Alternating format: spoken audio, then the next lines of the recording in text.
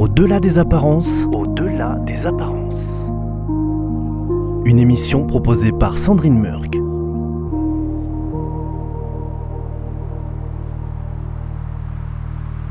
Chères auditrices et chers auditeurs, il y a quelques semaines, je vous ai présenté l'association Welcome, spécialisée dans l'accueil des exilés depuis 12 ans à Toulouse. Leur principe est hyper simple. Nous sommes nombreux à avoir une chambre en trop quand les enfants sont partis de la maison, par exemple. Et eux, ces jeunes exilés, sont nombreux à passer quelques nuits dans la rue. Ils ont le même âge que nos enfants, je vous le dis tout de suite. Mais eux viennent du Soudan, du Bangladesh ou d'Éthiopie, donc forcément des pays parfois très dangereux pour certains. Donc ils demandent l'asile. Et pendant que l'administration française étudie leur dossier, ce qui peut durer des mois, ils ne peuvent plus ni étudier ni travailler. Donc ils sont à nu, sans ressources financières, affectives, morales. Donc plutôt que de s'abîmer dans la rue, tous ces jeunes qui ressemblent beaucoup aux nôtres, j'insiste un peu lourdement, à part la couleur peut-être, et qui ont entre 20 et 30 ans, vivent un mois dans une famille, puis un mois dans une seconde famille, et ils font comme ça le tour de 6 familles. C'est ça le principe de Welcome.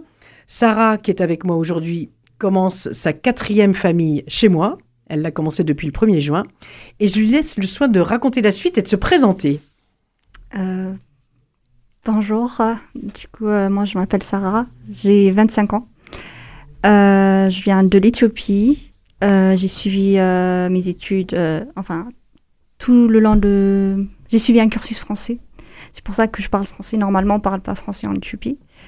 Et après le bac, j'ai fait Parcoursup. Je me suis inscrite dans une fac ici en France. On m'a appris et j'ai eu ma licence en administration économique et sociale en 2025. Donc, tu as appris le français dans une école internationale en Éthiopie, à Addis Abeba. Oui. Et une fois que tu as eu le bac en poche, tu es venu faire des études ici avec le statut d'étudiant, justement, à la fac de droit de Toulouse. Exactement. Et puis, brutalement, tout en travaillant d'ailleurs, parce oui, que forcément... exactement. À côté de mes études, je travaillais, je faisais des jobs étudiants, j'ai fait pas mal de jobs. J'étais barista à Starbucks, j'étais caissière à Auchan. Et puis brutalement, d'un seul coup, tout s'arrête alors que tu viens d'avoir ta licence en poche. Donc tu es en pleine, je dirais, exactement. Expansion dans tes projets de jeunes. Je pensais que j'allais savourer ma réussite d'obtention de ma licence et tout, sauf que tout a changé dans ma vie. En fait, j'étais obligée de retourner en Éthiopie, sauf que les choses ont fait que je peux pas retourner parce que ma sécurité serait en danger. Pourquoi ? Parce que ma mère, elle était militante dans un parti politique opposant. Et puis d'un coup, j'ai perdu... Opposant au dictateur actuellement en place. Exactement. Du coup, au fil du temps, j'ai perdu contact avec elle, qui fait que je peux plus rentrer chez moi. Et même elle me disait de continuer vraiment mes études le temps que les choses se stabilisent en Éthiopie. Mais malheureusement, j'ai pas pu continuer mon master. Car on m'avait pas accepté dans les facs pour les masters parce que les places étaient réduites. Et j'ai essayé aussi des écoles, sauf que malheureusement, j'ai pas trouvé d'alternance. Puis j'étais obligée de faire une demande d'asile pour demander la protection de la France, en fait. Et là, c'est quand même... là, tu tombes dans un grand trou. Et je peux dire compliqué de ne pas plonger dans le désespoir, quand même. C'est ça. En vrai, j'essaie de garder espoir, de pouvoir au moins avoir quelque chose, au moins valoriser ma licence, car c'était pas facile pour moi de faire mes études ici, avoir l'indépendance, puis d'un coup, tout perdre, sans job, sans logement et tout. Donc plus de statut, plus de droits, oui. Plus d'argent, c'est ça. Plus le droit de travailler, plus le droit d'étudier. Donc, tu dors à la rue. Exactement. En gros, j'ai plus ce que j'avais en fait avant. J'ai plus de stabilité, je peux dire ça. Et tu dors même à la rue pendant quelque temps ? Exactement. Juste avant de venir à Welcome, je devais constamment appeler le 115 pour avoir un logement pour la nuit. S'il n'y a pas de place, je suis obligée d'être à la rue. Et même, j'ai passé 4 nuits à la rue parce que déjà joindre le 115 aussi, c'est pas non plus facile. Et encore avoir une place, c'est les doigts croisés et tout. Et puis, j'ai pu avoir des contacts par des associations comme Welcome où je suis accueillie par des familles pour un mois, puis je reste dans ces familles-là pour 6 mois au total, et chaque mois je change de famille en gros. Alors, avant de revenir à cette solution-là, entre guillemets, est-ce que quand on est une fille, et moi j'ai des filles, j'imagine bien mes filles dormir dans la rue, franchement, c'est quand même un truc un peu dingue à Toulouse, dans cette ville riche et en paix. Comment ça se passe et comment on arrive à accéder quand même aux associations? Est-ce que ça va très vite? Est-ce que c'est bien organisé ou c'est très compliqué de s'y retrouver? Moi j'ai eu de la chance parce que je parle français déjà. Du coup, j'essaye au max de dire mes problèmes à des gens, à ce qu'on me trouve une solution et tout. Car moi, j'avais plutôt un entourage étudiant. Du coup, même eux, ils savent pas et tout. Et les amis que j'avais, elles sont plus là, en fait. Du coup, j'étais obligée de dire, de me présenter à des endroits et tout, de chercher sur Internet. Et il y avait même un guide qu'on m'avait demandé pour des personnes qui viennent juste d'arriver en France et tout. Je sais plus le nom, c'est What is that, en fait. Et sur ça, en gros, c'est un cahier de guide. Il y a plein d'adresses d'associations, des endroits et tout où on peut rester. C'est juste par rapport au logement que c'est un peu plus compliqué. Puis, heureusement, comme je vous ai dit, je parle français. Du coup, les gens étaient sensibles à ma situation. Donc, Welcome. Du jour au lendemain, tu te retrouves à partager le quotidien des Français, aussi diversifiés que peuvent l'être tous nos parcours, donc très différents. Est-ce qu'il y a une très grosse appréhension de rentrer chez les gens, de partager peut-être la salle de bain, de déranger, de quémander, ou un énorme soulagement? Et puis, est-ce que c'est comique aussi parfois? En général, moi, je suis une personne très timide, très réservée. Mais vu que ça fait à peu près 5-6 ans que je suis déjà en France, du coup, je connais un peu comment les Français y sont. Je les connais à travers le travail, les collègues et tout. Tu l'as très très bien compris en étant caissière dans les grandes surfaces, justement. Ça en dit long sur la société, non? Oui, je peux dire que j'ai eu énormément de contacts clients quand je travaillais à Auchan que Starbucks. Puis du coup, peut-être qu'habiter ensemble avec des Français, quand j'étais plutôt... Je voulais pas... en général, je suis une personne qui est très réservée, très timide. Du coup, je garde mes limites, quoi. Genre, car déjà, la personne, quand elle m'accueille chez elle, je sais pas comment dire, mais elle me donne une place. Du coup, moi aussi, j'essaye de pas dépasser, de pas trop demander non plus.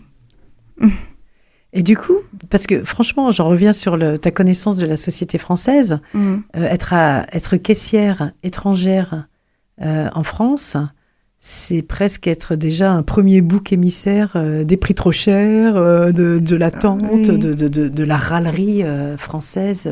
Ça, c'est un quotidien des caissières, en fait. Déjà que la plupart, je peux dire que caissières, c'est des étudiants étrangers qui cherchent à financer leurs études à côté. Du coup, on le vit, en fait, à force de le vivre tous les jours, on s'habitue, en fait, j'ai l'impression. Oui, tu étais aux premières loges de la ronchonnerie française, mais tu étais même traitée de malpoli quand tu répondais pas et que tu disais juste le prix qu'il fallait payer. Et oui, exactement. En fait, des clients aigris, des clients qui se plaignent pour des prix, alors que nous, en fait, on est juste des caissières. Et encore, il y a certains prix, en fait, vu que il y a énormément de produits dans le supermarché et l'informatique. Je sais pas si c'est soit le programme de l'informatique qui capte pas certains prix. Du coup, il y avait certains prix qui ont passé et il n'y a pas le prix qui s'affiche. Du coup, moi, je suis obligée de garder le produit et soit de demander le prix au client pour que je puisse rentrer. Et quand je demande le prix, non, je suis pas censée savoir le prix. Comment t'as fait pour le prendre du rayon? Et des fois, quand je dis que le prix il est à telle somme, je dis mais c'est trop cher. Mec, normalement, tu l'as vu là-bas. Du coup, t'as déjà pris connaissance du prix. Du coup, c'est pas la peine d'être surpris. Donc, peut-être que les Français ont besoin d'être écoutés. Ouais, mais par quelqu'un. Mais c'est pas en caisse, c'est pas le bon mot. Bon, et vous alors? Parce que, et toi, quels sont tes besoins en fait? À quelle pression tu fais face quand tu es face à toutes ces questions existentielles? De qui tu vas devenir? De où est ta mère? Dans quelle sorte d'insécurité tu vis? Et est-ce que toutes ces épreuves qui sont assez impensables, pas pour nos propres enfants, hein, te forgent un mental d'acier ou une force ou... Oui. Après, moi, je suis une personne croyante. Du coup, je me dis que c'est une phase de la vie, ça fait partie des aléas de la vie. Du coup, ces obstacles-là vont certainement me forger, me rendre une personne meilleure que je suis actuellement. Du coup, j'ai eu du mal à accepter, à penser comme ça, car c'était complètement un bouleversement, une claque dans le visage. Du coup, Mais comment t'as fait pour pas tomber dans la dépression, par exemple? j'ai gardé la foi. La foi, c'est important. C'est ça, en fait, mon outil. Voilà. Et du coup, tu penses que ça te rend plus fort, ou en tout cas, Oui, tout ce que tu apprends, ça te rend plus fort? Oui, car je dirais qu'être croyant, c'est croire dans un truc qu'on voit pas forcément.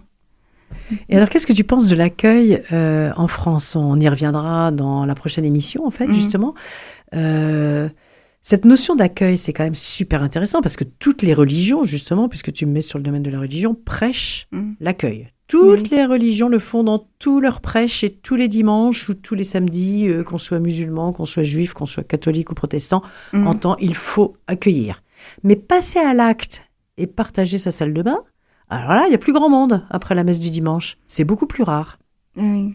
Et pourtant, c'est d'une simplicité biblique d'accueillir, non? Oui, c'est vrai. Mais la chose que j'ai apprise, c'est que on n'est pas obligé d'être croyant pour accueillir quelqu'un. Être humain suffirait, en fait. Voilà. C'est une question d'humanité, en fait, de s'entraider. C'est la base, en fait, pour vivre ensemble. Et pourquoi ça fait si peur, alors? Puisque sinon, tout le monde ferait... En fait, c'est exaltant, finalement, de recevoir quelqu'un. Enfin, moi, si je parle de ma propre expérience, c'est tout bénéfice. Moi, j'en redemande. Je voyage, je découvre, j'ouvre, je comprends. Je parle même pas de ce que je donne, je parle plutôt de ce que je reçois quelque part. Et puis, j'ai un jeune de l'âge de mes enfants à la maison qui a une autre expertise et qui va raconter autre chose à mes gosses que tout ce que j'ai pu lui apprendre. C'est tellement simple. C'est vrai, mais c'est juste que je pense que l'homme est fait en sorte d'avoir peur de l'inconnu. On a peur de l'inconnu. En plus, j'avais lu un livre qui s'appelle « Ne crois pas tout ce que ton cerveau te dit ». Car dans notre tête, on imagine plein de trucs négatifs, ou même positifs, c'est vrai, mais plutôt négatifs. Et ça ne fait que faire peur, en fait. Voilà. C'est la peur de l'inconnu. Bon, ça, tu risques plus de l'avoir une fois que tu seras sorti d'affaires, toi, la peur de l'inconnu. Hein, parce que l'inconnu, là, tu les as toutes les... Je propose qu'on écoute un musicien éthiopien pour terminer en beauté. On se retrouve la semaine prochaine de toute façon. Et je donne immédiatement le numéro de téléphone de Welcome, 06 82 59 74 19. 06 82 59 74 19.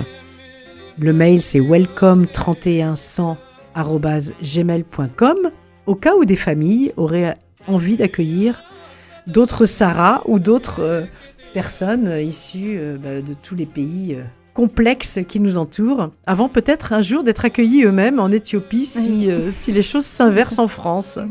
Merci Sarah, à la semaine prochaine. C'est avec plaisir, à la semaine prochaine.